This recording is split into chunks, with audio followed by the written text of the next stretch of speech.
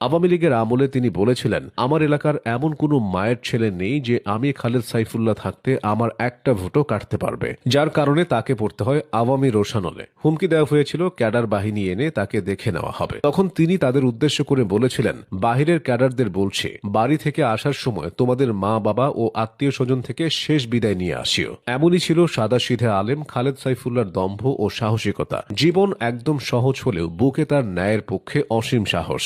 Chairman নির্বাচনের আগে তিনি বলেছিলেন, আমি ভোট ডাকাতদের বিরুদ্ধে ভ্যাকসিন আবিষ্কার করেছি। যারা ভোট ডাকাতি করবে তাদেরকে একটি জুতার বাড়ি দিতে পারলে 5,000 টাকা, 2টি জুতার বাড়ি দিলে 10,000 টাকা পুরস্কার দেওয়া হবে। এবারের নির্বাচনেও এমন কথা বলেছেন তিনি। কেউ যদি এমন করে তবে তাকেও সেই ভ্যাকসিন দিতে চান খালেদ সাইফুল্লাহ। তিনি এমন একজন মানুষ যিনি কিনা দুনিয়া পাওয়ার জন্য নির্বাচন করেন না, বরং আল্লাহকে রাজি ও খুশি